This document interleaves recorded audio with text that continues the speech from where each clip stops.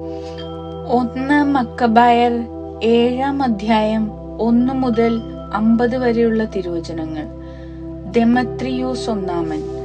151-ാം ആണ്ട് സെല്യൂക്യസിന്റെ മകൻ ദെമത്രിയൂസ് റോമായിൽ നിന്ന് കുറെ ആളുകളോടുകൂടെ ജലമാർഗം കടൽ തീരത്തുള്ള ഒരു നഗരത്തിലെത്തി അവിടെ ഭരണം തുടങ്ങി. അവൻ പിതാക്കന്മാരുടെ രാജധാനിയിൽ പ്രവേശിച്ചപ്പോൾ അവനെ ഏൽപ്പിച്ചു കൊടുക്കാൻ വേണ്ടി പട്ടാളം അന്തിയോക്കസിനെയും ലിസിയാസിനെയും പിടികൂടി. ഇതറിഞ്ഞ രാജാവ് പറഞ്ഞു, അവരുടെ മുഖം കാണാൻ എനിക്ക് ഇടവരാതിരിക്കട്ടെ. അതനുസരിച്ച് സൈന്യം അവരെ വധിച്ചു. ദെമത്രിയൂസ് സിംഹാസനാരൂഢനായി. ഇസ്രായേലിലെ നിയമനിഷേധകരും അധർമ്മികളുമായ എല്ലാവരും അവനോട് ചേർന്നു.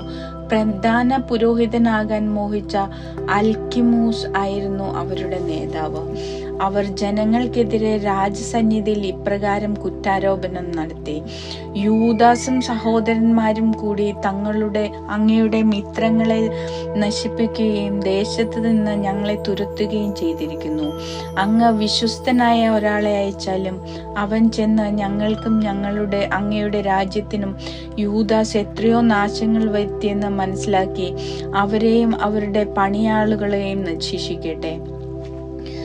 തന്റെ സുഹൃത്തുക്കളിൽ ഒരുവനും നദിക്ക് അക്കരെയുള്ള പ്രദേശത്തെ ഭരണാധിപനുമായ ബക്കിദേസിനെ രാജാവ് തിരഞ്ഞെടുത്തു.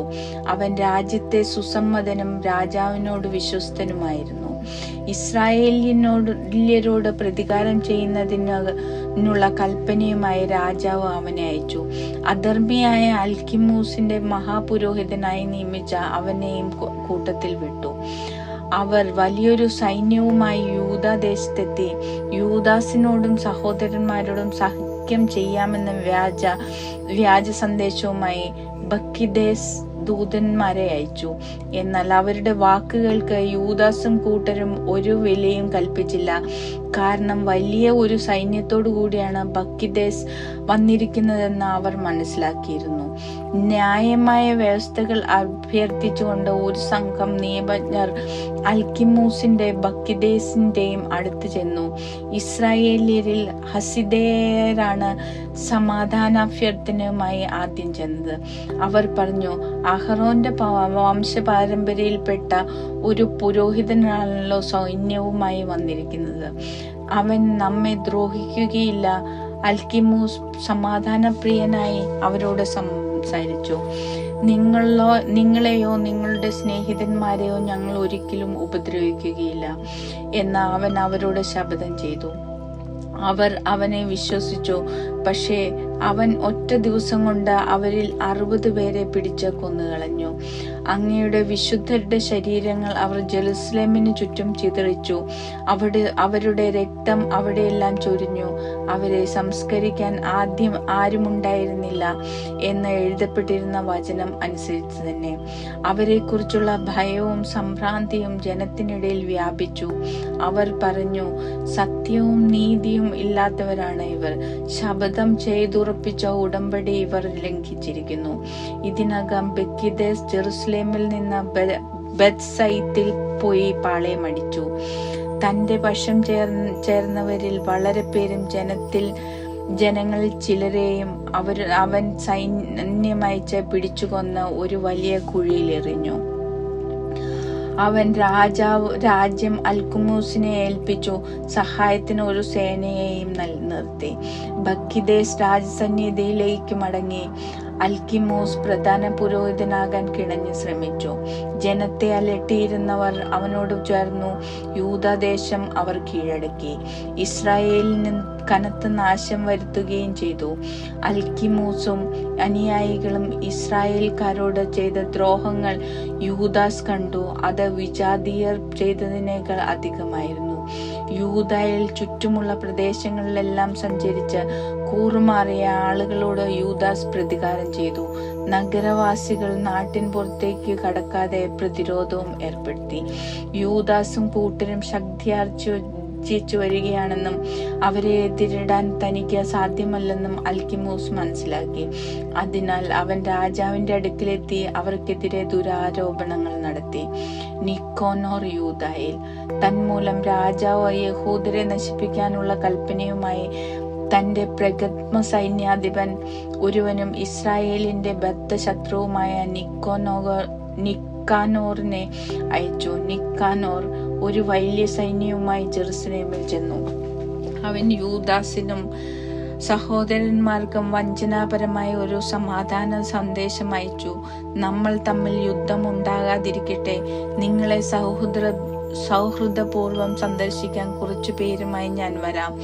അവർ യൂദാസിന്റെ അടുത്തെത്തി. അവർ പരസ്പരം സമാധാനാശംസകൾ നേർന്നു.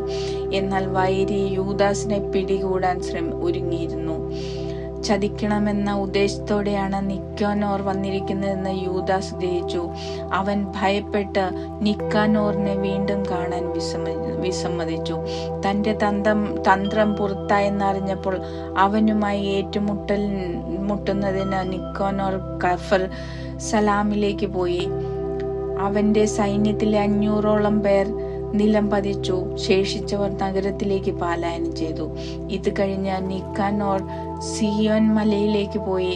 ദേവാലയത്തിൽ നിന്ന് ചില പുരോഹിതന്മാരും ജനപ്രമാണികളും അവനെ സൗഹാർദ്ദപൂർവ്വം സ്വീകരിക്കുകയും രാജാവിനു വേണ്ടി അർപ്പിക്കപ്പെട്ടുകൊണ്ടിരുന്ന ദഹനബലി കാണിക്കാനും വേണ്ടി പുറത്തേക്ക് വന്നു.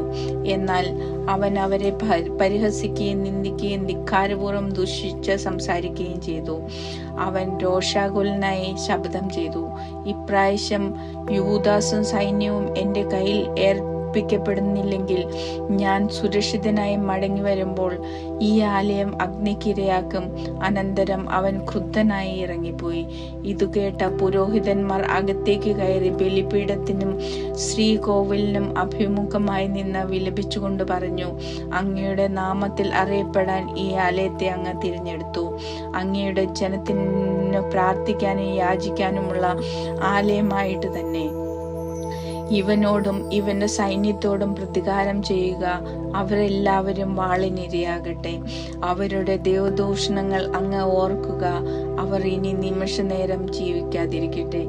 നിക്കാനോർ ജെറുസലേമിൽ നിന്ന് ബെത് ഹൊറോണിലെത്തി പാളയമടിച്ചു. സിറിയൻ പട്ടണം അവനോട് ചേർന്നു.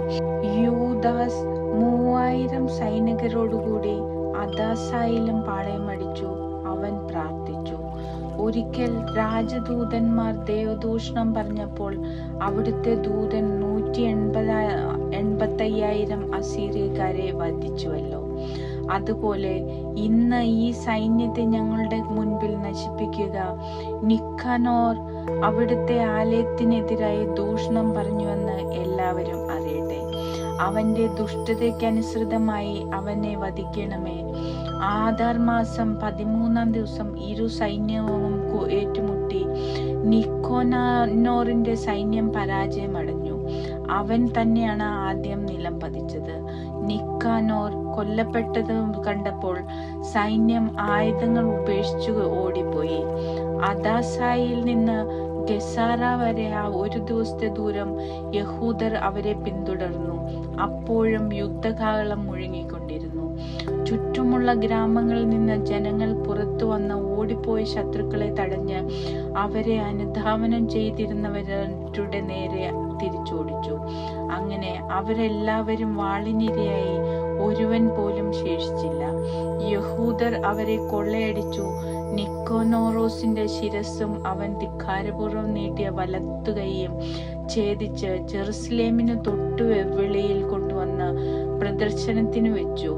ജനങ്ങൾ ആനന്ദതുന്തിലരായി ആ ദിവസം അവർ ആഹ്ലാദപൂർവ്വം കൊണ്ടാടി. ആണ്ടുതോറും ആദാർ മാസം 13-ാം ദിവസം ഇതിന്റെ ഓർമ്മ ദിനമായി ആഘോഷിക്കണമെന്ന് അവർ നിശ്ചയിച്ചു.